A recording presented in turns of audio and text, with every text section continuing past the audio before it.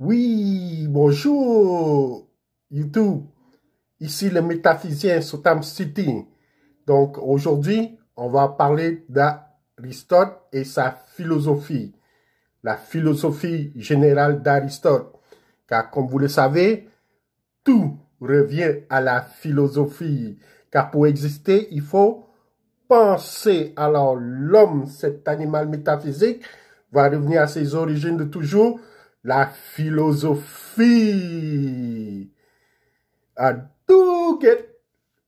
Merci. Donc, la philosophie générale d'Aristote. Donc, comme nous le savons, Aristote est un philosophe grec en 322 avant Jésus-Christ, dont les travaux couvrent de nombreux domaines, notamment la métaphysique, la logique, l'éthique, la politique, la physique et la biologie. Donc, voici quelques points clés de sa philosophie. Donc, je vais commencer par la métaphysique, car je suis un métaphysicien, donc je connais bien la métaphysique d'Aristote. Aristote y explore la nature de l'être et de la réalité. Il introduit les concepts de substance, d'acte et de puissance et de cause première, qui est le premier moteur. Donc, Aristote, il décrit Dieu comme le premier moteur, comme le moteur immobile. Selon lui, Dieu est une entité parfaite, éternelle, immuable, qui est la cause première de tout mouvement dans l'univers sans être lui-même mu par quoi que ce soit. Je peux vous donner un exemple. L'ignition, le premier contact d'un auto, c'est l'ignition, c'est le premier moteur, ce serait Dieu. Dieu, c'est le Big Bang, donc la première ignition. Et pour Aristote, Dieu, c'est la pensée de la pensée. Donc, en grec, c'est la noésis de la noésis. Et Dieu contemple continuellement sa propre contemplation. Cette perfection implique que Dieu ne peut penser qu'à la perfection et non à l'imperfection. Car, comme nous le savons dans la Bible, Dieu est omniscient, omnipotent, omniprésent. Donc, Dieu est omniscient, omnipotent, omnipotent. Excellent. Donc, c'est ça, c'est Dieu est la pensée de la pensée et il se pense lui-même. Dieu est la pensée de la pensée, il se pense lui-même, il est pensée pure et il est autasique, il est omniscient, omnipotent, comme nous l'avons dit. Donc, Dieu, c'est le premier moteur, c'est la cause première de toute chose. Aussi, on a sa logique. Aristote était le fondateur de la logique formelle et a développé le syllogisme, un outil essentiel pour la démonstration scientifique. Et il a écrit aussi sur l'éthique.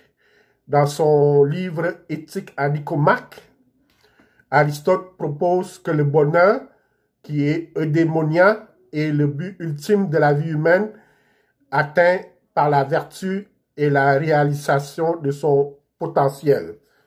En politique, donc, Aristote, il considère l'homme comme un animal politique et il examine les différentes formes de gouvernement en soulignant l'importance de la justice et de la vertu dans la vie publique. Aussi, Aristote, il pensait qu'il y avait trois types d'individus qui ne pouvaient pas être des citoyens. Donc, c'est les enfants, les jeunes, les métèques et les femmes. Les femmes ne pouvaient pas être dans la fonction publique, ne pouvaient pas être des citoyens à part entière. Et son dernier, c'est sa physique et biologie. Aristote, il étudie les phénomènes naturels et les êtres vivants en proposant des théories sur la génération, la croissance et le mouvement. Donc, Aristote est très érudit.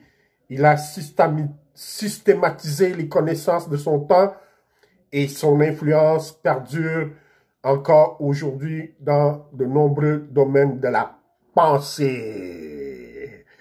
Donc, j'approuve sa conception de Dieu. Dieu, c'est la pensée de la pensée, la noesos. Donc, excellent. Donc, déjà, le mot noesis, il y a le mot gnose. Gnose qui veut dire savoir, savoir. Donc, Dieu, c'est le savoir universel. Merci de votre écoute et je laisse ensuite le tout des citations d'Aristote et les dérives de sa pensée. Donc, comme vous le savez, moi, je suis un disciple d'Aristote, je suis un péripatéticien, donc vous allez voir qu'est-ce qui est le péripatéticien et les élèves de l'école d'Aristote, le péripatétikos. Merci et à la prochaine capsule philosophique. Ciao, ciao. Oui, bonjour. Aujourd'hui, on va faire une petite comparaison rapide de la philosophie de Platon versus Aristote. Et à l'aide de la photo, qui est bien connue, donc Platon avec la barbe, puis Aristote avec sa main qui pointe vers le bas. Donc, Platon, il s'est concentré sur les formes idéales, donc sa main pointe vers le ciel, les concepts métaphysiques, tandis qu'Aristote a mis l'accent sur l'observation empirique et la connaissance pratique. Donc, sa main qui pointe vers le bas, vers les objets empiriques. Merci bien. À la prochaine capsule.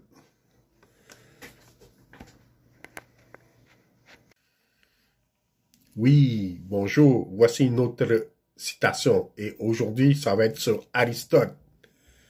Aristote, il disait, la politique est l'art de commander à des hommes libres.